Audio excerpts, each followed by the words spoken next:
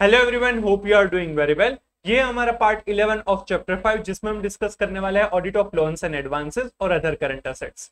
और उसके साथ हम देखेंगे क्लोज 3 ऑफ कारो 2020 जो लोन्स एंड एडवांसेस से जुड़ी हुई है। इसके पहले ऑलरेडी हमने audit of property plan and equipment, intangible asset depreciation, amortisation, purchase, sales, other income, employ benefit expense, other expenses, cash and cash equivalent, inventory, borrowings, trade receivables और trade payables के audit किस तरह से करेंगे वो हमने समझ लिया है। और साथ में कारो 2020 की कुछ क्लोजेस भी हमने समझी है। होपफुली वो सारे ही पार्ट्स आपने ऑलरेडी समझ लिए होंगे, देख लिए होंगे, राइट। तो चलिए समझते हैं audit of loans and advances and other current assets. ये आपको दिया हुआ है पेज नंबर 5.80 पर। हमने trade receivables, inventory, cash and cash equivalent ऐसी करंट असेट्स देखी है। उसके अलावा की जो करंट असेट्स रहती है, लोन्स एंड एडवांसेस जो एंटिटी ने किसी और को दिए हुए हैं, राइट, वो सारी चीजों का ऑडिट कैसे करेंगे वो हम यहाँ पर समझने वाले हैं। Loans and advances includes loans and advances to related parties, security deposits, capital advances, amount receivable in cash और इन काइंड और for value to be received, for example rates, taxes and insurance paid in advance और prepaid.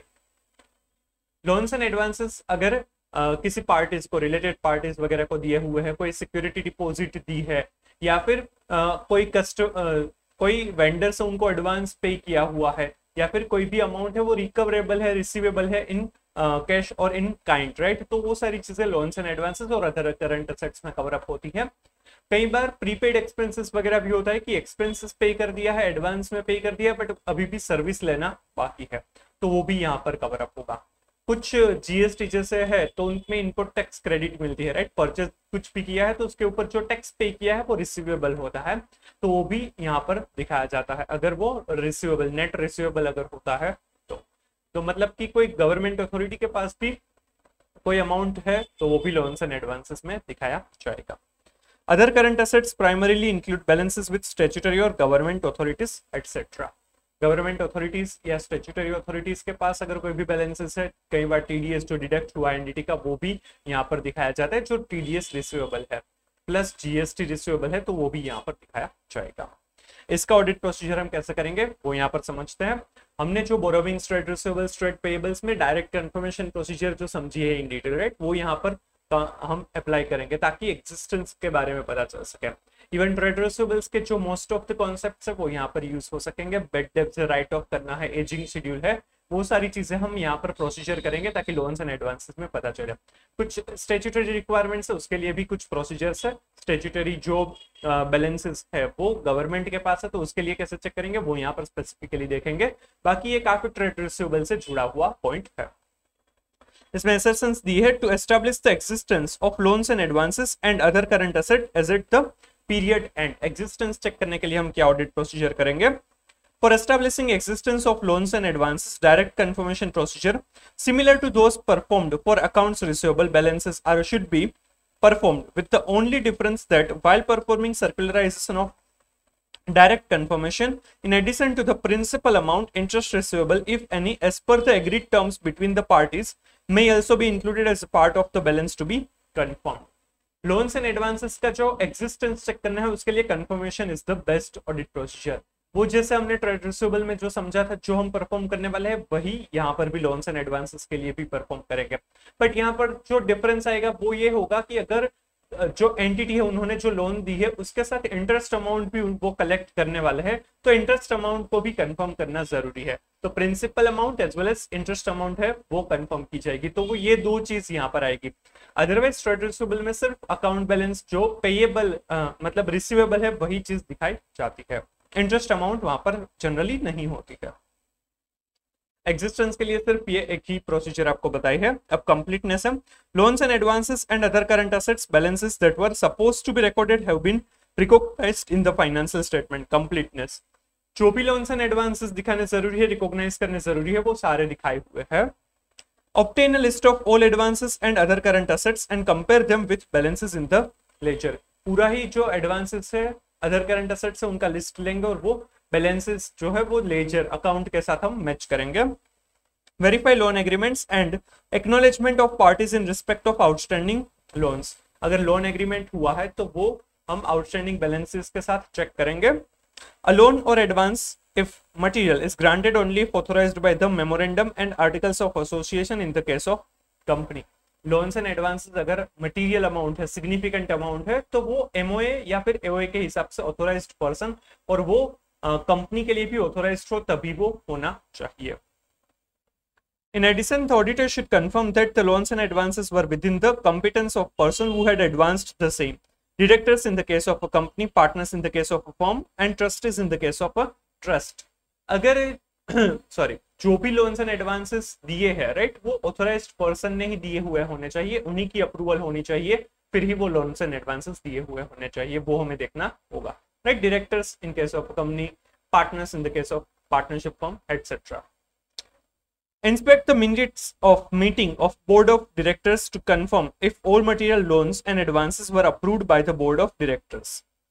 Company अगर है, right, तो उसमें board of director की जो meetings हुई है उनके मिनट्स हम चेक करेंगे और उसमें अप्रूवल जो मिली होगी वो हम देखेंगे. Verify that the loan has been acknowledged by the party and in addition inspect if any security has been deposited against due repayment of the loan. Ascertain if loans are being recovered regularly as per agreed installments.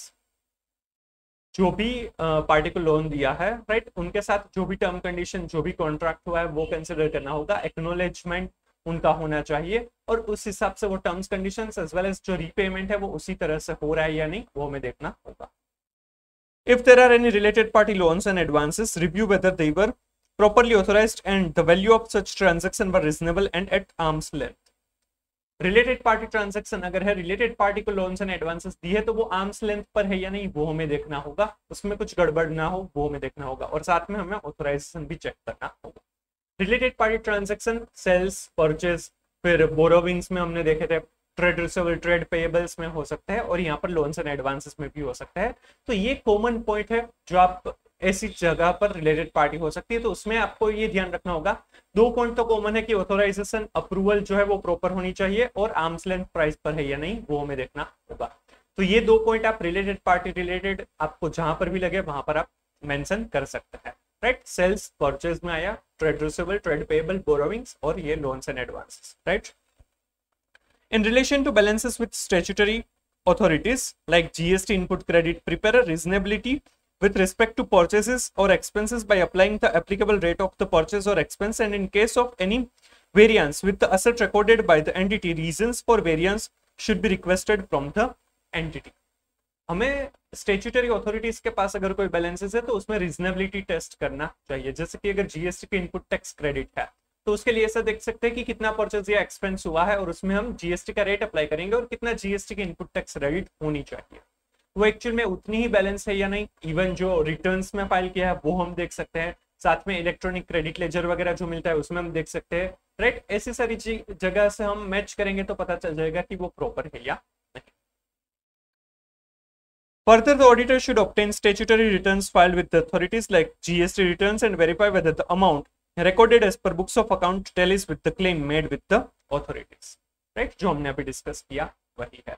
Even TDS receivable होगा तो उसके लिए भी 26AS या फिर AIS मिल जाएगा, तो उससे भी हम कंपेयर कर सकते हैं. TDS रिसीवेबल भी ऑथोरिटीज के पास, स्टैट्यूटरी ऑथोरिटीज के पास बैलेंसेस है तो वो भी लोन्स एंड एडवांसेस का पार्ट, राइट. तो ये कंप्लीटनेस के लिए यहाँ पर ये प्रोसीजर्स दी गई है. उसके लिए हम क्या क्या करेंगे, सबसे पहले लिस्ट ऑफ ऑल एडवांसेस और उसको लेजर के साथ हम कंपेयर करेंगे. लोन एग्रीमेंट्स चेक करेंगे, उसमें एक्नॉलेजमेंट वगैरह चेक करेंगे और वो एओए एमओए के हिसाब से होनी चाहिए. और जो प्रॉपर अथॉरिटी है उन्होंने अप्रूव किया है या नहीं वो हम देखेंगे. बोर्ड मीटिंग्स की मिनट्स चेक करेंगे, उसमें अप्रूवल मिली है या नहीं वो हम देखेंगे. फिर जो भी लोन वगैरह दी गई है, राइट, वो अगर टर्म्स कंडीशंस या फिर कोई एग्रीमेंट हुआ है तो उसके हिसाब से वो रिपेमेंट हो रहा है या नहीं, रिकवरी हो रही है या नहीं वो देखना होगा. अगर रिलेटेड पार्टी लोन है तो वो प्रॉपरली ऑथोराइज्ड है या नहीं हमें रिव्यू भी करना होगा, और आर्म्स लेंथ प्राइस पर और रीजनेबल है या नहीं वो हम देखेंगे. और अगर स्टैट्यूटरी अथॉरिटीज के पास कोई अगर बैलेंसेस है तो उसके लिए हम रीजनेबिलिटी टेस्ट कर सकते हैं, और रिटर्न्स वगैरह अगर कुछ फाइल किए है तो वो भी हम देख सकते हैं. क्लियर. कंप्लीटनेस के लिए इस तरह से अगर आपको क्वेश्चन पूछे तो ये सारी प्रोसीजर आपको मेंशन करनी. फिर loans and advances and other current asset balances have been valued appropriately. Valuation accuracy के बारे में यहाँ पर है, मेजरमेंट के बारे में है. Assess the allowances for doubtful accounts. Review the process followed by the company to derive an allowance for doubtful accounts.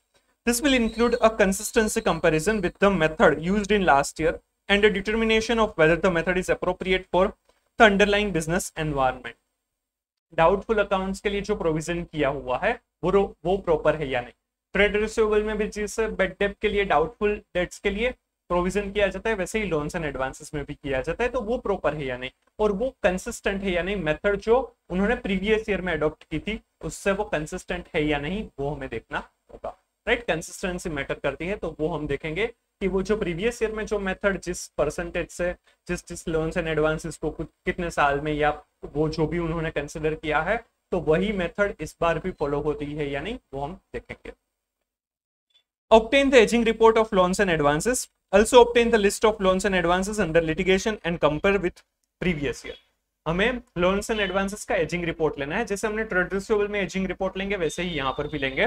कितने टाइम से वहां से अमाउंट रिसीवेबल है, जितना उसमें बहुत ज्यादा टाइम हो गया होगा तो उसके सामने हमें प्रोविजन करना जरूरी बन जाएगा. राइट, उसके लिए हमें रीजंस भी पूछने होंगे कि क्यों अब तक वो अमाउंट रिसीव नहीं हुई है.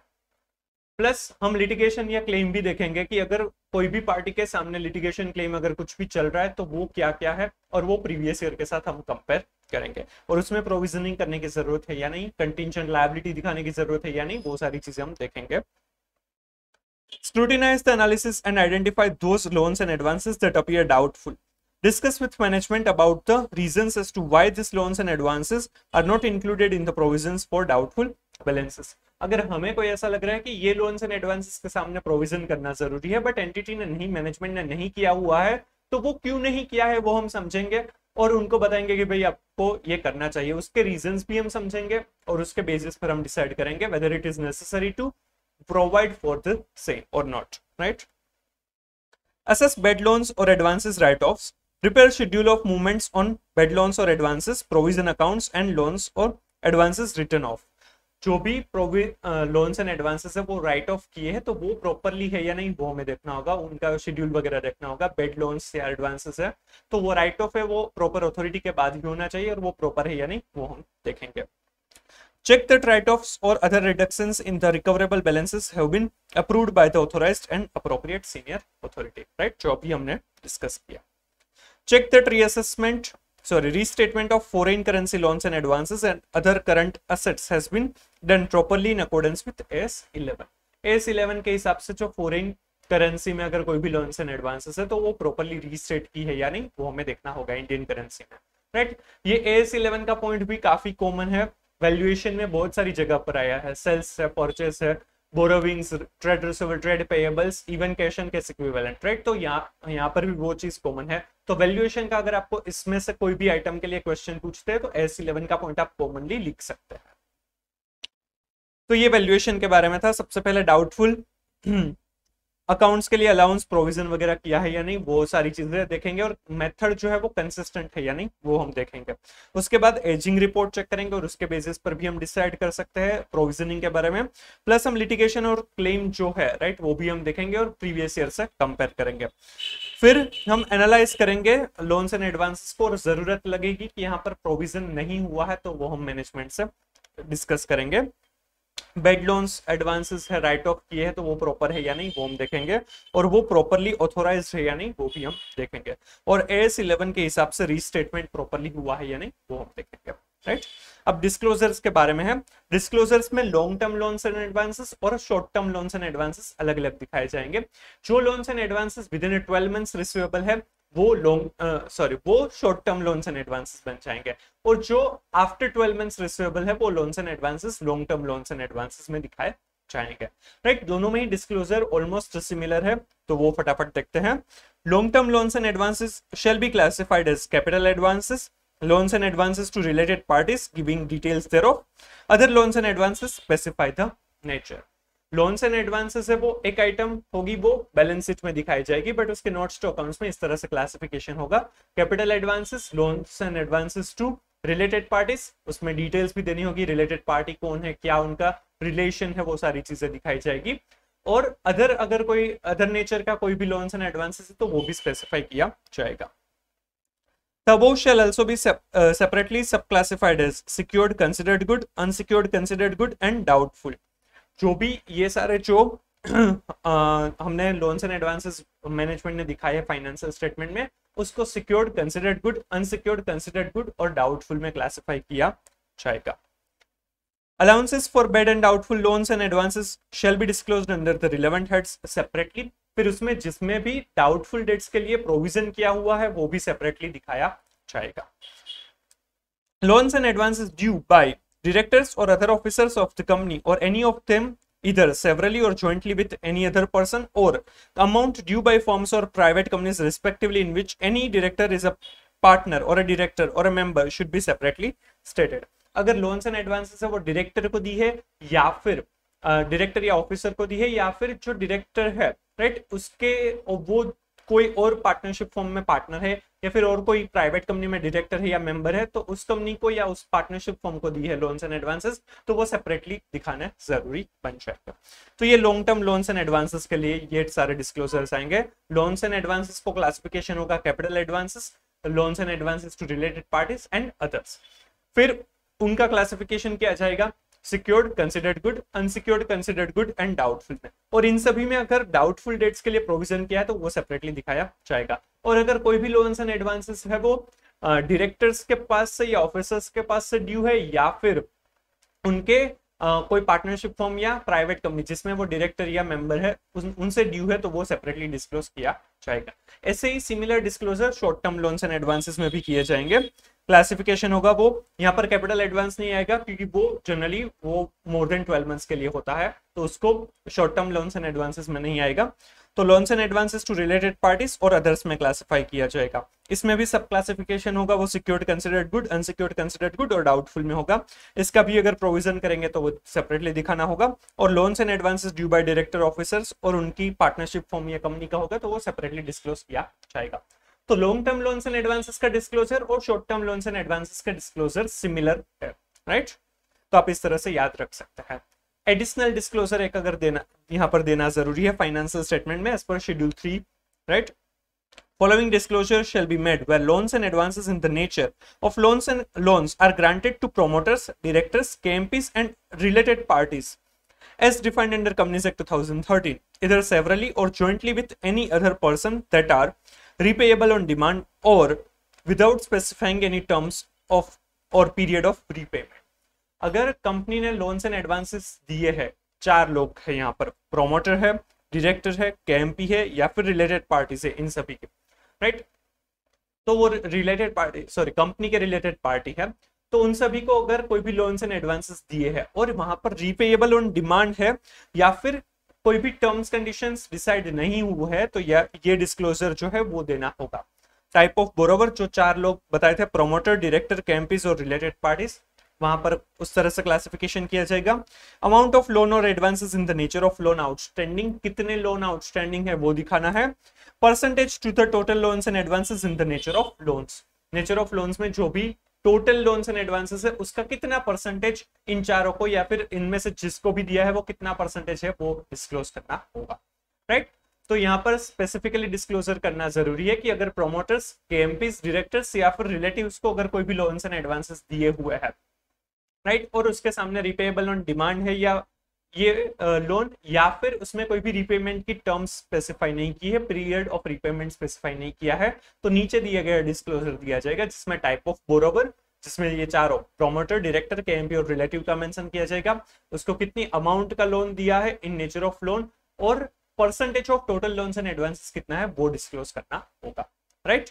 तो ये लोन्स एंड एडवांसेस के बारे में क्या ऑडिट प्रोसीजर करनी है और क्या डिस्क्लोजर करने थे उसके बारे में था, राइट. इससे जुड़ी हुई कारो 2020 में क्लोज है तो वो भी हम समझेंगे. क्लोज 3 है वो कारो 2020 की, ये लोन्स एंड एडवांसेस से जुड़ी हुई है, राइट. ये आपको दिया हुआ है पेज नंबर 8.76 पर दिया हुआ, राइट. 8.76 पर जो है वो लोन्स एंड एडवांसेस से जुड़ा हुआ है, तो हम इसी के साथ समझ लेते हैं. Whether during the year the company has made investments in, provided any guarantee or security, or granted any loans or advances in the nature of loans, secured or unsecured, to companies, firms, limited liability partnership, or any other parties, if so. अगर कोई भी loan या advances किसी भी तरीके से दिया है, इन्वेस्टमेंट वगैरह करके भी अगर कुछ भी दिया है और वो नेचर ऑफ लोन में है, कंपनी, फर्म, एलएलपी किसी को भी दिया, तो यहाँ पर ये सारे जो क्लोजेस है उसके ऊपर ऑडिटर को कमेंट करने रहेंगे। सबसे पहले है सब close A, whether during the year the company has provided loans or provided advances in the nature of loans or stood guarantee or provided security or to any other entity not applicable to companies whose principal business is to give loans, if so indicate। अगर during the year company ने कोई भी loans and advances है वो in the nature of loan या फिर कोई guarantee, security वगैरह कुछ दिया है, राइट तो ये जो डिस्क्लोजर है वो देने रहेंगे। इसमें ये जो क्लोज है वो एप्लीकेबल नहीं है अगर जो एंटिटी है उसका प्रिंसिपल बिजनेस ही लोन देना है, तो ये बैंक, फाइनेंशियल इंस्टीट्यूशन को ये क्लोज एप्लीकेबल नहीं होगा। वैसे बैंक जो है उनको तो वैसे भी बैंकिंग कंपनी है तो उनको तो कारो 2020 ही एप्लीकेबल नहीं होगा, पर अगर और कोई फाइनेंशियल इंस्टीट्यूशन है जिसको कारो 2020 एप्लीकेबल है बट उनका जो प्रिंसिपल बिजनेस ही लोन देना है तो उनको ये एप्लीकेबल नहीं होगा। ये कारो 2020 में ये क्लोज को कमेंट करना, डिस्क्लोज करना जरूरत नहीं होगी। If so indicate the aggregate amount during the year and the balance outstanding at the balance sheet date with respect to such loans or advances and guarantees or security to subsidiaries, joint ventures and associate। aggregate amount during the year कितनी है, balance outstanding कितना है, right, as on balance sheet date regarding the loans and advances या फिर guarantee security जो भी है वो अगर subsidiaries, joint venture या associate को दी है तो ये सब क्लोज ए में डिस्क्लोज करना जरूरी है। और ये सब क्लोज बी में आएगा तो aggregate amount of during the year and balance outstanding at the balance date with respect to such loans और एडवांसेस एंड गारंटीज और security to parties other than subsidiaries, joint venture and associate, right. तो यहाँ पर bifurcation किया जाएगा कि अगर जो loans and advances during the year दिए हुआ है, राइट, वो सब्सिडरी, जॉइंट वेंचर या एसोसिएट को दिया है तो वो सब क्लोज ए में दिखाया जाएगा और अदर पार्टीज को है तो वो सब क्लोज बी में दिखाया जाएगा। उसमें दो चीज दिखाई जाएगी, aggregate amount during the year जो लोन दिया है और outstanding balance as on the balance sheet date कितना है, वो दोनों चीज दिखानी जरूरी है। तो जो क्लोज ए ऑफ सब क्लोज ए ऑफ क्लोज 3 जो है उसमें हमें क्या दिखाना है कि अगर कंपनी ने कोई भी लोन्स, एडवांसेस दिए इन द नेचर ऑफ लोन या फिर गारंटी या सिक्योरिटीज दी है ड्यूरिंग द ईयर, राइट, तो उसमें दो सब क्लोजेस है जो हमें उसमें डिस्क्लोज करना जरूरी है। सब क्लोज ए है उसमें सब्सिडरी, जॉइंट वेंचर या एसोसिएट को अगर कोई लोन्स है तो उसमें एग्रीगेट अमाउंट और बैलेंस आउटस्टैंडिंग दिखानी है। और सब क्लोज बी में अदर पार्टीज को अगर ऐसी कोई लोन दी है तो टोटल अमाउंट ऑफ लोन जो दी है वो और बैलेंस आउटस्टैंडिंग दिखानी होगी, राइट। सब क्लोज बी है whether the investment made, guarantees provided, security given and the terms and conditions of the grant of all loans and advances in the nature of loans and guarantees provided are not prejudicial to the company's interest। जो भी ये loans and advances, investment वगैरह जो भी किया है in the nature of loan, right, वो prejudicial to the interest of the company नहीं होना चाहिए, वो कंपनी के हित में ही होना चाहिए, उनको किसी भी तरीके से नुकसान नहीं होना चाहिए, राइट। अगर ऐसा है तो वो हमें मेंशन करना होगा कि क्या उसकी कंसिक्वेंसेस हो। सब क्लोज सी है in respect of loans and advances in the nature of loans, whether the schedule of repayment of principal and payment of interest has been stipulated and whether the repayment or receipts are regular। जो भी loans and advances है क्या उसके लिए repayment schedule, terms, conditions, agreement वगैरह हुआ है या नहीं, और वो रेगुलर है या नहीं, वो रेगुलरली रिकवरी होती है या नहीं, वो हमें मेंशन करना होगा। सब क्लोज डी है if the amount is overdue, state the total amount overdue for more than 90 days and whether reasonable steps have been taken by the company for recovery of the principal and interest। यहाँ पर सब close D में mention करना है कि कोई amount overdue है या नहीं। अगर वो ओवरड्यू है तो मोर देन 90 डेज से जो ओवरड्यू है वो टोटल अमाउंट मेंशन करनी होगी, और वो जो ओवरड्यू अमाउंट है उसकी रिकवरी के लिए कंपनी ने कोई स्टेप्स लिए है या नहीं वो हमें मेंशन करना होगा। फिर सब क्लोज डी है, सब क्लोज ई है, whether any loans and advances in the nature of loans granted which has fallen due during the year has been renewed or extended or fresh loan granted to settle the overdues of existing loans given to the same parties, if so specify the aggregate amount of such dues renewed or extended or settled by fresh loans and the percentage of the aggregate to the total loans or advances in the nature of loans and loans granted during the year not applicable to the companies whose principal business is to give loans। अगर during the year जो भी loans and advances दिए थे उसमें से कोई भी renew करवाया है, एक्सटेंड करवाया है या फिर वो ओवरड्यू को रीपे करने के लिए फ्रेश लोन दी गई है सेम पार्टीज को, राइट। तो यहाँ पर ये क्लोज में मेंशन करना होगा कि aggregate amount of such dues जो रिन्यू किया है, एक्सटेंड किया है या फ्रेश लोन दी है तो वो कितनी है वो मेंशन करना होगा, और टोटल लोन्स एंड एडवांसेस का कितना परसेंटेज है वो मेंशन करना होगा। बट ये क्लोज भी जिस भी कंपनी का प्रिंसिपल बिजनेस लोन देना है उनको ये एप्लीकेबल नहीं होगा, right. And last sub clause F है of clause 3, whether the company has granted any loans and advances in the nature of loans, either repayable on demand or without specifying any terms or period of repayment. If so, specify the aggregate amount, percentage thereof to the total loans granted, aggregate amount of loans granted to promoters, related parties as defined in clause 76 of section 2 of the Companies Act 2013. यहाँ पर दिया है कि कोई भी loans and advances दी है और उसमें रीपेएबल ऑन डिमांड है या फिर without agreeing any terms conditions for that loan किस तरह से रिपे किया जाएगा, उसके बिना वो लोन दी गई है, राइट। तो कितनी अमाउंट है, एग्रीगेट अमाउंट कितनी है वो मेंशन करना है, percentage of total loans and advances कितना है वो मेंशन करना है, और रिलेटेड पार्टीज और प्रोमोटर्स को कितनी अमाउंट लोन ग्रांट की है इस तरह से रिपेएबल ऑन डिमांड या फिर without specifying any terms of repayment, वो मेंशन करना जरूरी होगा।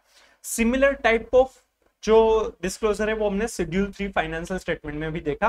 उसमें प्रोमोटर्स, डायरेक्टर्स, केएमपी या फिर रिलेटिव्स को अगर लोन दी है और वो रिपेएबल ऑन डिमांड या फिर without specifying any repayment terms है तो उसके लिए हमें amount of loan, aggregated amount of loan कितनी है वो, और percentage of total loans and advances कितना है वो मेंशन करना जरूरी है।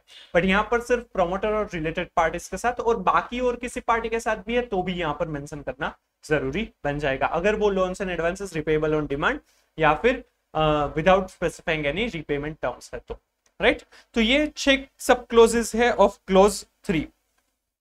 जब भी कंपनी ने लोन्स, एडवांसेस या फिर इन्वेस्टमेंट वगैरह इन द नेचर ऑफ लोन किया है तब ये एप्लीकेबल होगा। उसमें सब क्लोज ए जो है उसमें है कि ड्यूरिंग द ईयर अगर कंपनी ने कोई भी लोन, एडवांसेस दिया इन द नेचर ऑफ लोन या फिर गारंटी सिक्योरिटी वगैरह दी है तो उसमें सब्सिडरी, ज्वाइंट वेंचर, एसोसिएट को कितनी लोन दी है वो और बैलेंस आउटस्टैंडिंग कितना है, राइट, वो मेंशन करना जरूरी है। और अदर देन दोज पार्टीज वो भी मेंशन करना होगा in the sub clause B, right. फिर जो सब क्लोज बी है उसमें कोई भी ये लोन्स एंड एडवांसेस, इन्वेस्टमेंट वगैरह है prejudicial to the interest of the company नहीं होना चाहिए, वो है या नहीं वो हमें मेंशन करना है। सब क्लोज सी है उसमें है कि overdue amount, sorry, loans and advances के नेचर में है तो शेड्यूल ऑफ रीपेमेंट है या नहीं वो हमें देखना है, और वो उस तरह से रेगुलरली रिकवरी होती है या नहीं वो हमें देखना है। सब क्लोज डी है अगर कोई भी अमाउंट ओवरड्यू हुई है और 90 डेज से ज्यादा ओवरड्यू हुई है तो वो अमाउंट कितनी है वो हमें मेंशन करनी है, और उसके लिए रिकवरी के लिए स्टेप्स लिए है या नहीं वो हमें मेंशन करना है। सब क्लोज ई है कि कोई भी लोन्स एंड एडवांसेस दी और ड्यूरिंग द ईयर उसके लिए रिन्यूअल, एक्सटेंशन या फिर फ्रेश लोन इश्यू की है उसके सामने तो वो कितनी अमाउंट की है और टोटल लोन्स एंड एडवांसेस का कितना परसेंटेज है वो मेंशन करना जरूरी है।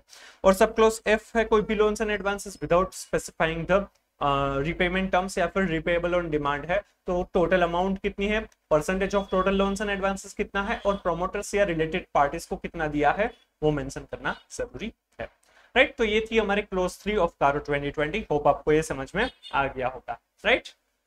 तो ये था हमारा लोन्स एंड एडवांसेस का ऑडिट, अदर करंट एसेट्स का ऑडिट और क्लोज 3 ऑफ कारो 2020। आपको पूरा ही वीडियो समझ में आ गया होगा। अगर वीडियो अच्छा लगा है तो please like and share the video, comment if you have any doubt, suggestion और reviews, and please subscribe the channel.